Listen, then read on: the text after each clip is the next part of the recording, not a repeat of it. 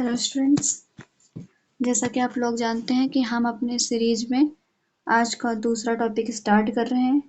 तो आज का टॉपिक हमारा है कोशिका सिद्धांत। इसके अंतर्गत जंतु कोशिका और पादप कोशिका को हम लोग पढ़ेंगे। तो उसके बाद पहले हम जंतु कोशिका और पादप कोशिका के बारे में थोड़ा सा जान लेते हैं। उसके बाद हम देखेंगे कि आरआरबी के तहत कैसे कैसे क्वेश्चन जंतु कोशिका और पादप कोशिका से इस चैप्टर के पूछे गए हैं। तो आप जानते ही हैं कि हम वही क्वेश्चंस अपने शॉर्ट नोट्स में वही क्वेश्चंस ला रहे हैं जो अभी तक आरआरबी के किसी न किसी एग्जाम्स में पूछे गए हैं। तो इसलिए पहले कोशिका के बारे में थोड़ा सा हम जान लेते हैं, उसके बाद वो क्वेश्चंस हम देखते हैं जो पूछे गए हैं। ओके, तो स्टार्ट करते हैं। कोशिका सिद्धांत कार्य। कोशिका सिद्धांत कार्य के अंतर्गत जंतु कोशिका और पादप कोशिका आती हैं। तो जंतु कोशिका और पादप कोशिका में अंतर क्या होता है वो हम आपको बताते हैं। जंतु कोशिका जो होती है उसमें कोशिका भित्ति अनुपस्थित होती है और पादप कोशिका में कोशिका भित्ति उपस्थित होती है। पादप कोशिका जो होती है उसमें कोशिका भित्ति पाई जाती है। आप देखेंगे कि प्लांट सेल, हम फिगर के माध्यम से देखते हैं जिसे प्लांट सेल है, तो प्लांट सेल में आप देखेंगे कि कोशिका भित्ति सेल वॉल पाई जाती है, इसमें सेल वॉल होती है। और वहीं एनिमल सेल में सेल वॉल नहीं पाई जाती है। और उसके बाद दूसरा अंतर होता है कि कोशिका भित्ति की अनुपस्थिति के कारण जंतु कोशिका का आकार निश्चित नहीं होता है और पादप कोशिका जो होती है उनका आकार निश्चित होता है।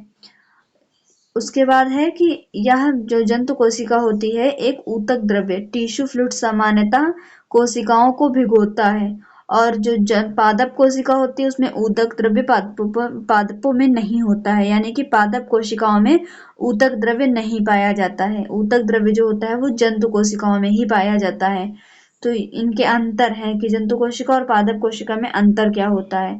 उसके बाद जंतु कोशिका जीव द्रव्य पूरी कोशिका को भर देता है और पादप कोशिका में जीव द्रव्य सामान्यतः परिधीय होता है।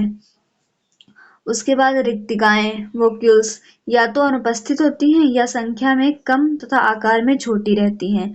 जंतु कोशिका में जो रिक्तिकाएं होती हैं वो या तो अनुपस्थित होती हैं या तो कम होती हैं और पादप कोशिका में एक बड़ी केंद्रक रिक्तिका पाई जाती है। जो वोक्यूल्स होते हैं वो मतलब एक बड़ी रिक्तिका के रूप में पाए जाते हैं। प्लांट सेल में आप देखेंगे, प्लांट सेल में जैसे कि प्लांट सेल होता है, प्लांट सेल में क्लोरोप्लास्ट उपस्थित होता है। सबसे पहले तो प्लांट सेल में ये सेल मेम्ब्रेन होती है, प्लांट सेल में सेल मेम्ब्रेन भी होती है। उसके बाद है कि इसमें क्लोरोप्लास्ट उपस्थित होता है, इसमें क्लोरोप्लास्ट उपस्थित होता है। उसके बाद और भी बहुत सी जैसे साइटोप्लाज्म है, साइटोप्लाज्म प्लांट सेल में उपस्थित होता है और ये सब उनमें क्या कहते हैं सेल वॉल जो है वो आपकी एनिमल्स में नहीं पाई जाती, ये केवल प्लांट सेल में पाई जाती है। क्रोमोसोम्स, न्यूक्लियस, ये सब चीजें जो हैं वो प्लांट सेल में अवेलेबल होती हैं। उसके बाद जैसे कि इसका अंतर था कि केंद्रक जो है वो केंद्रक केंद्र में होता है और प्लांट सेल में केंद्रक परिधीय कोशिका द्रव्य में होता है। ये देखो, ये है आपका केंद्रक, ये परिधीय कोशिका द्रव्य में होता है। उसके बाद अगला है क्रिस्टल अनुपस्थित होते हैं और प्लांट सेल में पादप कोशिकाओं में विभिन्न प्रकार के क्रिस्टल पाए जाते हैं।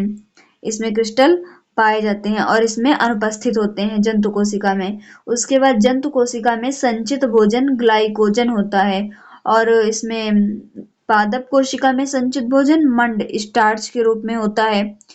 उसके बाद अगला है कि लवक प्लास्टिड जो होते हैं, प्लास्टिड अनुपस्थित होते हैं और इसमें पादप कोशिका में लवक पादप कोशिकाओं में पाए जाते हैं।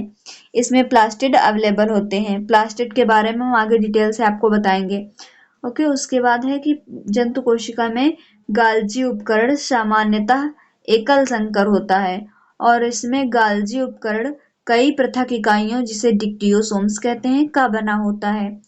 तो ये इसके अंतर हम अभी आपको बता रहे हैं, अगर आप देखना चाहते हैं इसके अंतर तो देख सकते हैं, अदरवाइज आप आगे डायरेक्ट क्वेश्चंस देखिए। उसके बाद तारककाय सेंट्रोसोम उपस्थित होता है और पादप कोशिका में तारककाय कुछ निम्न श्रेणी के पादपों को छोड़कर सभी में अनुपस्थित होता है।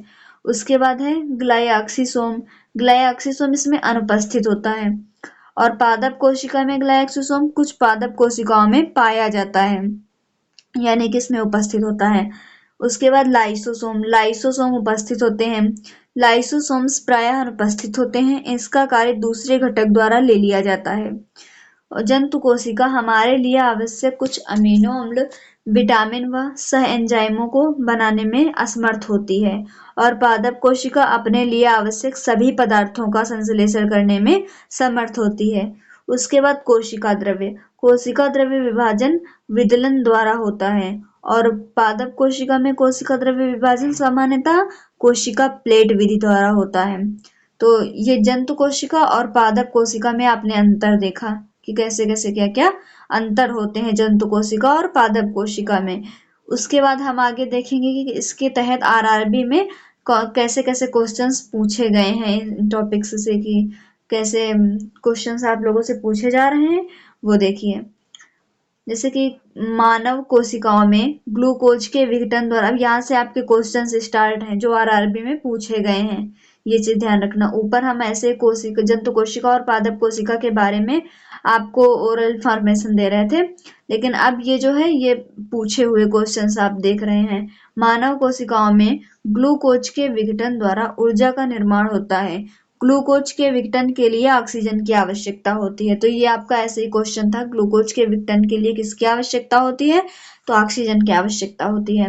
उसके बाद है अधिकांश कोशिकीय प्रक्रियाओं के लिए एडिनोसिन ट्राइफॉस्फेट ऊर्जा मुद्रा होती है।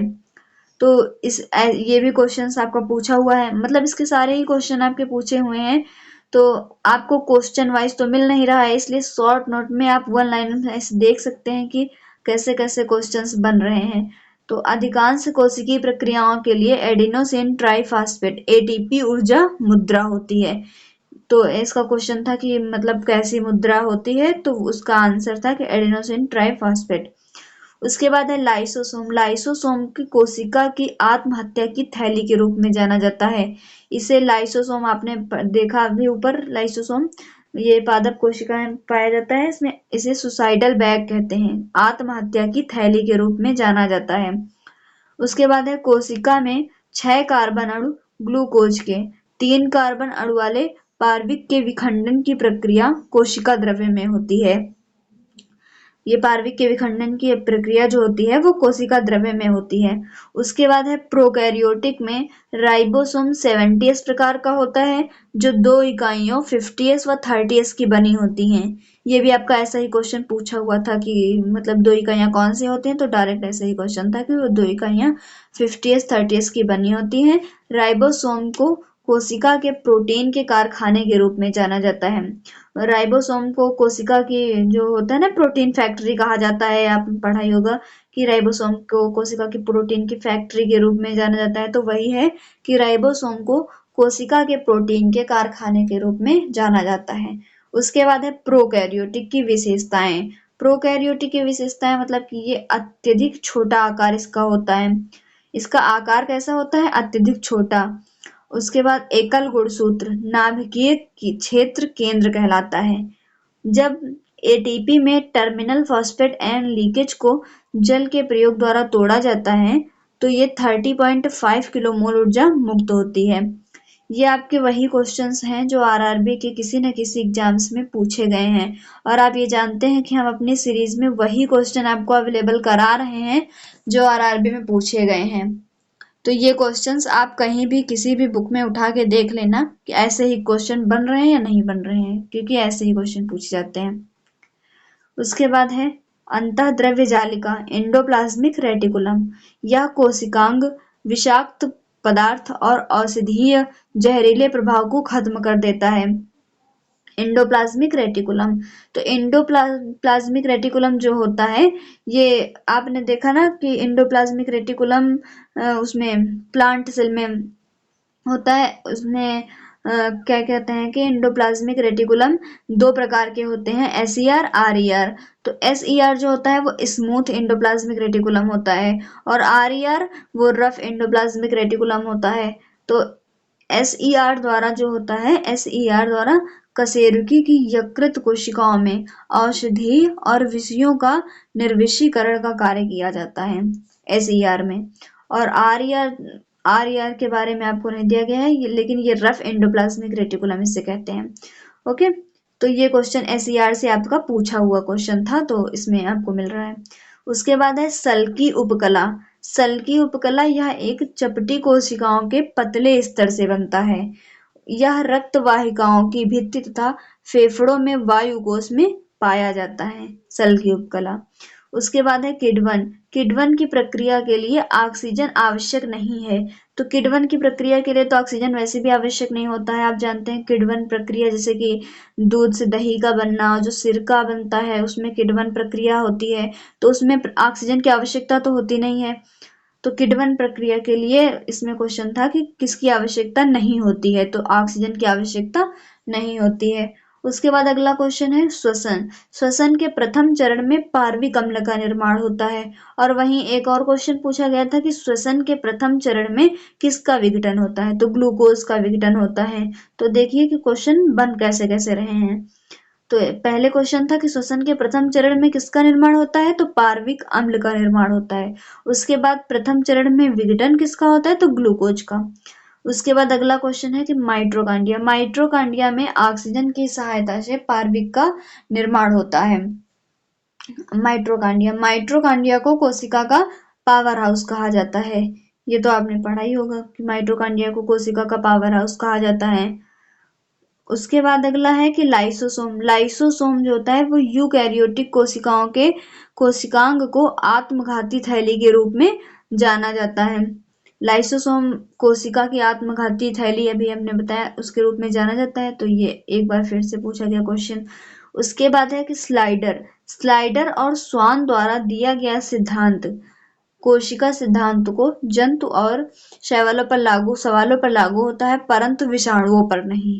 स्लाइडर और स्वान द्वारा जो सिद्धांत दिया गया था वो किन पर लागू नहीं होता है, तो विषाणुओं पर लागू नहीं होता है। उसके बाद रॉबर्ट हुक द्वारा कोशिका की खोज 1665 ईस्वी में कार्क के निरीक्षण में की गई।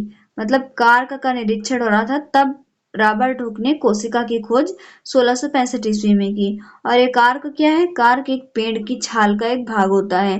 कार्क पेड़ की छाल का एक भाग होता है।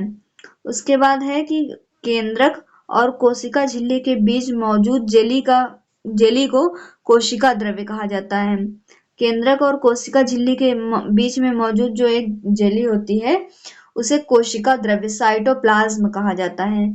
उसके बाद है पानी की कमी के कारण कोशिका के संकुचित होकर कोशिका भित्ति से अलग होने की प्रक्रिया को प्लाज्मोलाइसिस जीव द्रव्य कुंजन कहते हैं।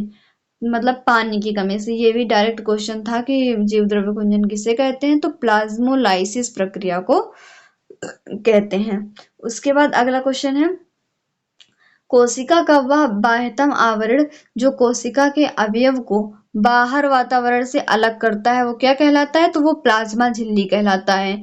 कोशिका का बाह्यतम आवरण होता है जो किनारे किनारे लगा होता है उसे ही प्लाज्मा मेम्ब्रेन कहते हैं, तो वही होती है प्लाज्मा झिल्ली। उसके बाद अगला क्वेश्चन है स्वतंत्र अस्तित्व के सक्षम जीव की सबसे छोटी इकाई, तो वो कोशिका होती है। सबसे छोटी इकाई कोशिका होती है। उसके बाद है गोल्जी बॉडी। गोल्जी बॉडी पुटिकाओं में प्रोटीन और लिपिड के परिवहन, संशोधन और पैकेजिंग के लिए उत्तरदायी होता है। तो ये पुटिकाएं क्या होती हैं, वोकल्स, इन्हें ये पुटिकाएं कहते हैं। तो ये प्रोटीन और लिपिड के परिवहन और संशोधन और पैकेजिंग के लिए उत्तरदायी होती हैं। उसके बाद है लाइसोसोम से फिर एक क्वेश्चन पूछा गया। यह झिल्ली संयोजित थैली पाचक एंजाइमों से भरी होती है। तो पाचक एंजाइमों से भरी हुई झिल्ली कौन सी होती है, तो लाइसोसोम। उसके बाद अगला क्वेश्चन है लाइसोसोम जंतुओं की कोशिकाओं में मुख्यतः पाया जाता है। लाइसोसोम किसमें पाया जाता है, तो जंतुओं की कोशिकाओं में पाया जाता है। उसके बाद है राइबोसोम। राइबोसोम प्रोटीन बनाते हैं। तो राइबोसोम तो प्रोटीन ही बनाएंगे ना, जब इसे प्रोटीन की फैक्ट्री कहते हैं। आपने अभी पढ़ा कि इसे प्रोटीन की फैक्ट्री कहा जाता है, तो राइबोसोम प्रोटीन बनाते हैं, ये क्वेश्चन था। उसके बाद है प्रोटोप्लाज्म। प्रोटोप्लाज्म शब्द का नामकरण पुरकीजे ने 1839 में किया था, प्रोटोप्लाज्म का नामकरण। उसके बाद अगला क्वेश्चन है लसिका। यह आंत से अवशोषित वसा को ग्रहण करता है और अतिरिक्त द्रव्य अतिरिक्त द्रव को अतिरिक्त कोशिका स्थान से वापस रक्त में ले जाता है। लसिका का कार्य होता है कि यह आंत से अवशोषित वसा को ग्रहण करता है और अतिरिक्त द्रव जो होता है उसको कोशिका स्थान से वापस रक्त में ले जाता है। अगला क्वेश्चन है नाभिक। नाभिक को कोशिका का मास्टर कहते हैं। जो नाभिक होता है उसे कोशिका का मास्टर कहा जाता है और यह नाभिक कोशिका में उपस्थित सबसे बड़ा कोशिकांग है। तो कोशिकांग जैसे जानते हो ना आप, तो नाभिक जो होता है कोशिकांग में से सबसे बड़ा होता है नाभिक। उसके बाद माइटोकॉन्ड्रिया भी होता है, लाइसोसोम, राइबोसोम, ये सब भी इसी के अंदर मौजूद होते हैं, लेकिन उनमें से नाभिक जो होता है वो सबसे बड़ा कोशिकांग कहा जाता है। शरीर में लगे चोट की मरम्मत के लिए केवल समसूत्री विभाजन होता है। तो ये क्वेश्चन ऐसे था कि शरीर में चोट के लिए किसका उपयोग होता है, तो केवल समसूत्री विभाजन होता है। न्यूरॉन जो है वो शरीर की सबसे बड़ी कोशिका है। शरीर की सबसे बड़ी कोशिका कौन सी है, तो वो है न्यूरॉन। ओके, उसके बाद अगला क्वेश्चन है पादप कोशिका। पादप कोशिकाओं में मौजूद जल की मात्रा संचालक को सुगम बनाने के लिए कोशिकाओं की संरचना में परिवर्तन कर देती है। ऐसा ही क्वेश्चन डायरेक्ट था ये। उसके बाद अगला क्वेश्चन है पौधों को ऊर्जा की कम आवश्यकता होती है क्योंकि उन्हें अत्यधिक मृत कोशिकाएं पाई जाती हैं। पौधों में अत्यधिक मृत कोशिकाएं पाई जाती हैं, इसलिए उन्हें ऊर्जा की आवश्यकता कम होती है। अगला क्वेश्चन है पादप कोशिकाओं में कोशिका भित्ति पाई जाती है क्योंकि कोशिका भित्ति विभिन्न पर्यावरणीय कारणों से पादपों की रक्षा, कोशिकाओं की रक्षा करती है। तो ये क्वेश्चंस आप देख रहे हैं जो पूछे गए हैं, सारे क्वेश्चन पूछे गए हैं, लेकिन वहीं अगर एक एक क्वेश्चन और उसके बाद उसकी डिटेल्स आपको दी जाए तो वो काफी लंबा हो जाता है, तो लेंथी हो जाता है। तो बुक में और इस वीडियो में शॉर्ट नोट में फर्क ही क्या रह जाता है। तो इसलिए आप जो देख रहे हैं वो शॉर्ट नोट है, इसमें क्वेश्चन वाइज नहीं मिलेगा, लेकिन सारे क्वेश्चन आपको मिलेंगे। यही आपका बेनिफिट है कि आपको क्वेश्चन भी नहीं पढ़ना पड़ेगा और आप सारे क्वेश्चन से अवेयर रहेंगे कि कौन कौन से क्वेश्चन अभी तक पूछे गए हैं। उसके बाद अगला क्वेश्चन था आपका कि कोशिका में केंद्र के अतिरिक्त लवक और माइटोकॉन्ड्रिया कोशिकांग के अपने डीएनए और राइबोसोम होते हैं। उसके बाद अगला क्वेश्चन है माइटोकॉन्ड्रिया। माइटोकॉन्ड्रिया पादप कोशिका में श्वसन क्रिया जिसमें वे ऑक्सीजन ग्रहण करते हैं और भोजन से ऊर्जा और कार्बन डाइऑक्साइड मुक्त करते हैं। माइटोकॉन्ड्रिया पढ़ा आपने। माइटोकॉन्ड्रिया कोशिका का पावर हाउस कहा जाता है। तो ये पादप कोशिका में श्वसन क्रिया जिसमें वे मतलब श्वसन क्रिया में क्या होता है, ऑक्सीजन ग्रहण की जाती है और कार्बन डाइऑक्साइड मुक्त करते हैं। तो वही है कि पादपों में होती है श्वसन क्रिया जिसमें वे ऑक्सीजन ग्रहण करते हैं और भोजन से ऊर्जा और कार्बन डाइऑक्साइड मुक्त करते हैं। उसके बाद है रसधानी। रसधानी में होता है अपशिष्ट उत्पादों को पादप कोशिका के अंदर संचित करता है। रसधानी में अपशिष्ट उत्पादों को पादप कोशिका के अंदर संचित करता है। उसके बाद है हरित लवक। हरित लवक इसमें मौजूद पर्णहरित क्लोरोफिल वर्णों की सहायता से प्रकाश संश्लेषण किया जाता है। तो हरित लवक और लवक जितने भी प्रकार के होते हैं उनको अभी हम आगे आपको बताएंगे कि लवक कैसे क्या कितने प्रकार के होते हैं। ये क्वेश्चन अभी इसलिए आपको डिटेल में यहाँ नहीं मिल रहा है क्योंकि ये पूछे हुए क्वेश्चन है, तो इनमें आप क्वेश्चन के माध्यम से देखिए, फिर आगे हम डिटेल से आपको बताते हैं। उसके बाद है लवक। लवक यह कोशिकांग केवल पादपों में पाया जाता है। जो लवक होते हैं प्लास्टिड, वो केवल प्लांट सेल में उपस्थित होते हैं। जो प्लास्टिड होते हैं वो केवल प्लांट सेल में उपस्थित होते हैं, ये एनिमल सेल्स में नहीं पाए जाते हैं। उसके बाद है आप देखिए एक्स्ट्रा फैक्ट में कि लवक कितने प्रकार के होते हैं, और साथ ही साथ ये भी देखिए कि मतलब कुछ एक्स्ट्रा क्वेश्चन जो प्लास्टिड से और भी किसी एग्जाम्स में पूछे गए हैं वो हम आपको बता रहे हैं। अगर आप चाहें तो देख सकते हैं, नहीं तो वीडियो आगे बढ़ा लेना आप। हम बता रहे हैं आपको कि कौन कौन से क्वेश्चन लवक से आपके अन्य किसी एग्जाम्स में पूछे गए हैं। तो वो हैं जैसे कि हरित लवक है क्लोरोप्लास्ट लवक। पहले तो लवक 3 प्रकार के होते हैं। लवक आपके 3 प्रकार के होते हैं, हरित लवक, अवर्णी लवक और वर्णी लवक। तो हरित लवक क्लोरोप्लास्ट होते हैं। तो इनका काम क्या होता है, जैसे नाम ही इसमें लिखा है हरित, तो हरित का अर्थ होता है कि हरा, ये पौधों को हरा रखते हैं। उसके बाद इसमें क्वेश्चन है, पादपों में क्लोरोफिल के संश्लेषण के लिए आवश्यक तत्व आयरन और मैग्नीशियम है। ये आर्मी के पेपर में पूछा गया था कि पादपों में क्लोरोफिल के संश्लेषण के लिए आवश्यक तत्व कौन से हैं, तो वो आयरन और मैग्नीशियम है। उसके बाद शर्करा बनाने के लिए पादप कोशिका का कौन सा भाग सूर्य के प्रकाश को अवशोषित करता है। ये क्वेश्चन CHSL में पूछा गया था कि शर्करा बनाने के लिए पादप कोशिका का कौन सा भाग सूर्य के प्रकाश को अवशोषित करता है, तो वो है आपका हरित लवक। उसके बाद अगला क्वेश्चन है, क्लोरोफिल एक हरा पिगमेंट है जो लगभग सभी पौधों, शैवालों और साइनोबैक्टीरिया में पाया जाता है। हरित लवक को कोशिका का रसोई घर भी कहा जाता है। ये MP पुलिस 2023 में क्वेश्चन पूछा गया था कि हरित लवक को मतलब किसे कोशिका का रसोई घर कहा जाता है, तो हरित लवक को कोशिका का रसोई घर कहा जाता है, क्योंकि ये हरित लवक क्रोमोप्लास्ट जो होता है वो सूर्य के प्रकाश के माध्यम से भोजन बनाते हैं, तो रसोई घर कहा जाएगा उसको। इसलिए MP पुलिस के क्वेश्चन में क्वेश्चन पूछा गया था। उसके बाद अगला क्वेश्चन है, पादप कोशिकाओं में केंद्रक और हरित लवक पृथक रूप से अपनी अपनी झिल्ली से घिरे होते हैं। ये CDS में पूछा गया क्वेश्चन है। अगला क्वेश्चन है, आवर्डी लवक। तो आवर्डी लवक कौन से होते हैं,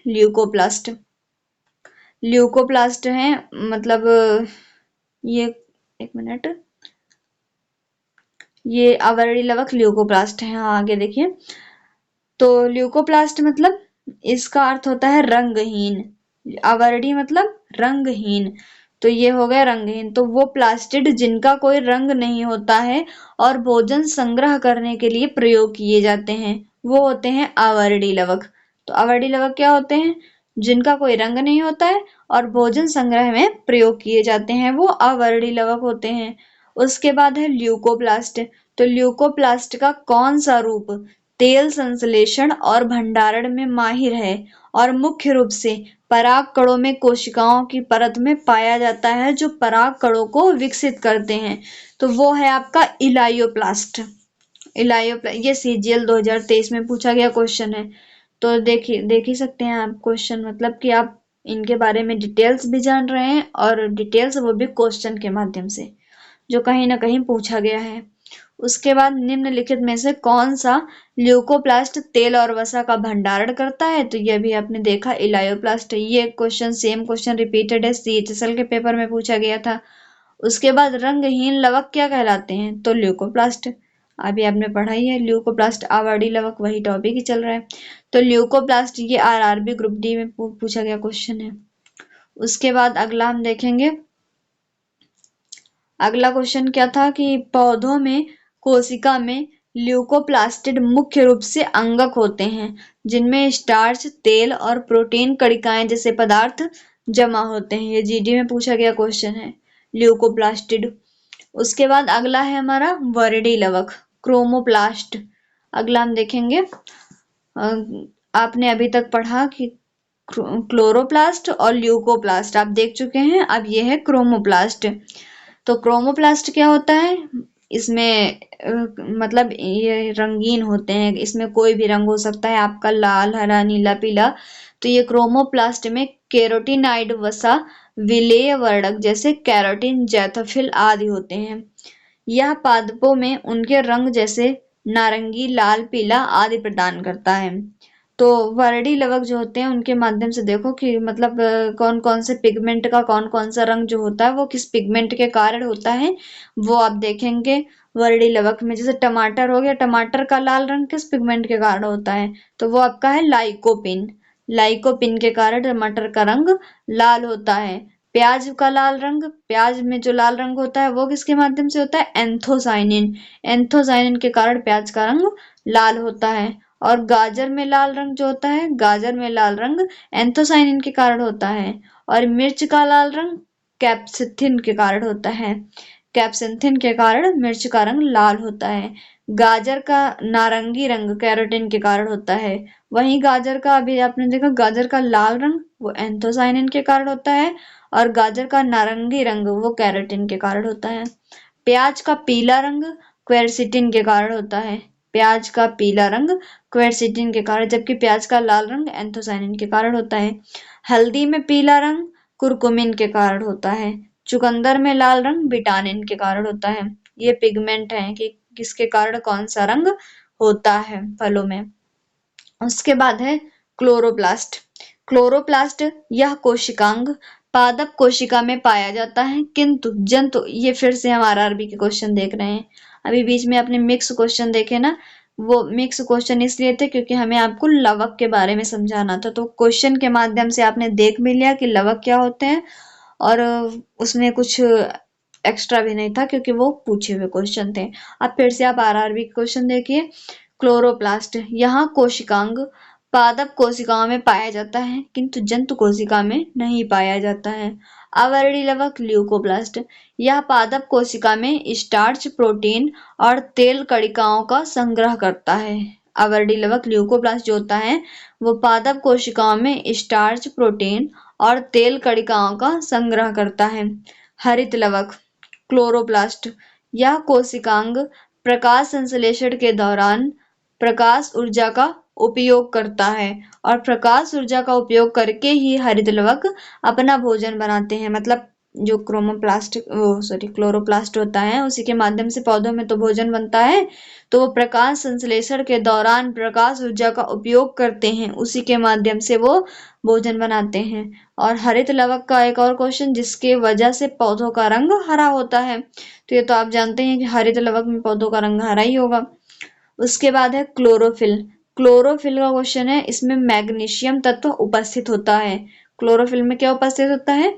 मैग्नीशियम तत्व। वायुतक कोशिकाएं, वायुतक कोशिकाएं कौन सी होती हैं?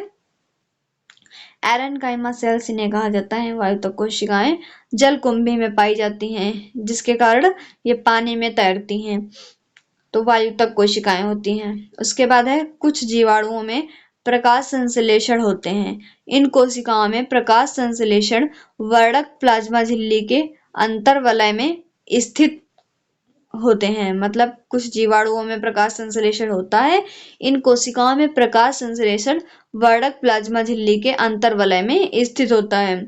उसके बाद है पादप कोशिकाओं की भित्तियां सेलुलोज की बनी होती हैं। पादप कोशिकाओं की भित्तियां जो होती हैं वो सेलुलोज की बनी होती हैं। उसके बाद अगला है फलों और सब्जियों के रंगों का निर्धारण एंथोसाइनिन वर्णक करता है। अभी आपने पिगमेंट देखा था ना, एंथोसाइनिन के कारण जो हो रहे थे कलर, तो उसी फलों और सब्जियों के रंगों का निर्धारण जो होता है वो एंथोसाइनिन वर्णक करता है। पौधों में पाया जाने वाला नीला, बैंगनी या लाल जो फ्लेवोनॉइड वर्णक होता है वो एंथोसाइनिन की उपस्थिति के कारण ही होता है।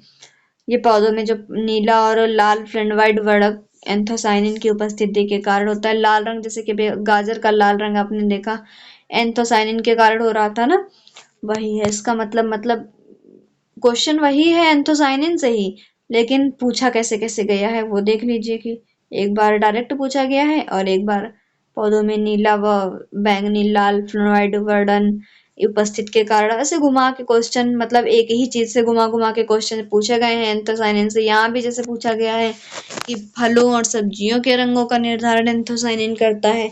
तो उसके बाद अगला क्वेश्चन है प्रकाश संश्लेषण की अभिक्रियाओं के लिए केल्विन चक्र शब्द का उपयोग किया जाता है, जो ग्लूकोज और अन्य कार्बोहाइड्रेट अणुओं को बनाने के लिए प्रकाश निर्भर अभिक्रियाओं द्वारा संग्रहित ऊर्जा का उपयोग करता है। यह एसएससी-एमटीएस में पूछा गया क्वेश्चन था। इसके बाद हम आपको प्लांट और एनिमल सेल्स के बीच कुछ अंतर बता रहे हैं, वो अगर आपको देखना है तो देख लीजिए, क्योंकि आपने क्वेश्चन तो देख लिए, लेकिन अगर आपको यही नहीं पता होगा कि प्लांट सेल और एनिमल सेल में डिफरेंस होता क्या है, तो आप ऐसे पढ़ तो लेंगे लेकिन फिर भी आपको यही रह जाएगा कि पता नहीं, ये क्वेश्चन तो पूछे गए हैं लेकिन इनके बारे में डिटेल्स कुछ पता नहीं है। तो इसलिए अगर आप चाहें तो देख सकते हैं। मतलब कि जैसे कोशिका भित्ति हो गई, कोशिका भित्ति आपकी किस में पाई जाती है? प्लांट सेल में पाई जाती है कोशिका भित्ति। तो कोशिका भित्ति है, यह पादप कोशिकाओं में एक कठोर कोशिका भित्ति होती है जो मुख्यतः सेल्यूलोज की बनी होती है। यह कोशिका को स्थिरता, संरचना और सुरक्षा प्रदान करती है। ये कोशिका भित्ति होती है जो साइड साइड में ऐसे पाई जाती है, उसे कोशिका भित्ति कहा जाता है। या पौधों को मतलब प्रोटेक्ट करती है, सुरक्षा प्रदान करती है। उसके बाद है जंतु कोशिका। जंतु कोशिकाओं में कोशिका भित्ति नहीं होती है, केवल प्लाज्मा झिल्ली होती है जो लचीली होती है और कोशिका के अंदरूनी भागों की सुरक्षा करती है जंतु कोशिका में। उसके बाद अगला है क्लोरोप्लास्ट। क्लोरोप्लास्ट जो होता है वो पादप कोशिकाओं में मतलब क्लोरोप्लास्ट, उसके बाद आप डिफरेंस देखना कि पादप कोशिका में क्या होता है और जंतु कोशिका में क्या होता है। तो पादप कोशिकाओं में क्लोरोप्लास्ट होते हैं जो प्रकाश संश्लेषण फोटोसिंथेसिस की प्रक्रिया में मदद करते हैं। क्लोरोप्लास्ट में क्लोरोफिल होता है जो सूर्य की ऊर्जा को भोजन में बदलता है। तो अभी आपने डिटेल से हमने बताया है क्लोरोफिल कैसे भोजन बनाते हैं सूर्य के प्रकाश से। तो वही है कि पादप कोशिकाओं में क्लोरोप्लास्ट होते हैं जो प्रकाश संश्लेषण की प्रक्रिया में मदद करते हैं और क्लोरोप्लास्ट में क्लोरोफिल होता है जो सूर्य की ऊर्जा से को भोजन में बदलता है। उसके बाद जंतु कोशिका। जंतु कोशिकाओं में क्लोरोप्लास्ट नहीं होते हैं क्योंकि जंतु भोजन का निर्माण नहीं करते हैं बल्कि उसे ग्रहण करते हैं। आपने देखा है कोई जंतु अपना भोजन खुद बनाता हो? नहीं होता ना ऐसा। तो जंतु कोशिकाओं में क्लोरोप्लास्ट ही नहीं होते हैं क्योंकि जंतु भोजन का निर्माण स्वयं करते हैं। अब जैसे जंतु कोशिका में एनिमल से आपका ये मतलब नहीं, हम लोग भी अपना भोजन स्वयं बनाते हैं ना। ये तो है नहीं कि हम सूर्य के प्रकाश में बैठ गए और हमारा भोजन बन गया, ऐसा तो होता नहीं। तो हमें अपना भोजन तो स्वयं ही बनाना पड़ता है ना। तो क्योंकि हमारे अंदर क्लोरोप्लास्ट नहीं होते हैं तो हम सूर्य के प्रकाश से अपना भोजन नहीं बना पाएंगे। उसके बाद अगला है सेंट्रियोल्स। सेंट्रियोल्स क्या होता है? पादप कोशिकाओं में जो होते हैं वो अधिकांश पादप कोशिकाओं में सेंट्रियोल्स अनुपस्थित होते हैं और जंतु कोशिका में सेंट्रियोल्स उपस्थित होते हैं जो कोशिका विभाजन में महत्वपूर्ण भूमिका निभाते हैं। उसके बाद अगला है रंध्रक, वोक्यूल्स। रंध्रक जो पादप कोशिकाओं में एक बड़ी केंद्रीय रंध्रक होती है जो जल पोषक तत्वों और अपशिष्ट को संग्रहित करती है। यह कोशिका के आकार और संरचना को बनाए रखने में भी मदद करती है। उसके बाद है जंतु कोशिका में छोटे छोटे रंध्रक होते हैं या कभी कभी नहीं भी होते हैं। तो जंतु कोशिका में मतलब इनकी इम्पोर्टेंस नहीं है कि होते ही नहीं है, कभी कभी छोटे छोटे हो भी जाते हैं लेकिन अक्सर नहीं होते हैं। उसके बाद है आकार या आकारिकी। पादप का आकार प्रायः आयताकार या वर्गाकार होता है। जंतु कोशिका का आकार अनियमित या गोलाकार हो सकता है। जंतु कोशिका का आकार नियमित नहीं होता है, ये गोलाकार भी हो सकता है और अनियमित भी हो सकता है। उसके बाद है लाइसोसोम। पादप कोशिकाओं में लाइसोसोम कम या अनुपस्थित ही होते हैं। लाइसोसोम पादप कोशिकाओं में नहीं होते। जंतु कोशिका में लाइसोसोम अधिक होते हैं जो अपशिष्ट पदार्थों को नष्ट करने का कार्य करते हैं। माइटोकॉन्ड्रिया में पादप और जंतु कोशिका दोनों प्रकार की कोशिकाओं में माइटोकॉन्ड्रिया मौजूद होती हैं जो ऊर्जा का उत्पादन करते हैं। ऊर्जा का उत्पादन माइटोकॉन्ड्रिया से ही होता है। उसके बाद है आरएनए के कुछ प्रकार हैं जैसे कि पादप और जंतु कोशिका दोनों में 3 मुख्य प्रकार के आरएनए होते हैं। एमआरएनए, मैसेंजर आरएनए जो किसी जानकारी को राइबोसोम तक ले जाता है। एमआरएनए क्या होता है? Messenger RNA. तो मैसेज का काम क्या होता है? किसी जानकारी को ले जाना। तो एमआरएनए जो होते हैं वो जीन की जानकारी को राइबोसोम तक ले जाते हैं। टीआरएनए ट्रांसफर आरएनए, तो ये एमिनो एसिड को राइबोसोम तक लाता है। ट्रांसफर मतलब ट्रांसफर करता है, तो एमिनो एसिड को राइबोसोम तक ले जा रहा है कौन? टीआरएनए। उसके बाद है आरआरएनए, राइबोसोमल आरएनए जो राइबोसोम का निर्माण करता है और प्रोटीन संश्लेषण में सहायता करता है। तो ये हो गया आपका आरआरएनए। तो आपने देखा कौन कौन से क्वेश्चन अभी तक पूछे गए हैं और उसके बाद एक्स्ट्रा फैक्ट भी आपने देखे कि सीजीएल एमटीएस में उन्हीं टॉपिक्स से कैसे कैसे क्वेश्चन आ रहे हैं। उसके बाद आपने प्लांट सेल और एनिमल सेल में भी डिफरेंस देख लिया। अब हम इसी तरह अगले वीडियो में आपको अगला नेक्स्ट टॉपिक हमारा टिश्यू होगा, उसके बारे में आपको डिटेल से बताएंगे। तो टिश्यू के बारे में जानने के लिए आपको सेल के बारे में डिटेल से जानना जरूरी था, इसलिए हमने इतना इसको डिफाइन किया। सिर्फ क्वेश्चन बता देते तो आप क्वेश्चन तो जान लेते लेकिन उसके बारे में और भी क्या जानकारी वो आप नहीं जान सकते थे, तो इसलिए हमने डिटेल से आपको समझाया है। अब हम इसी तरह अगले वीडियो में अगले टॉपिक को कवर करेंगे। Thank you.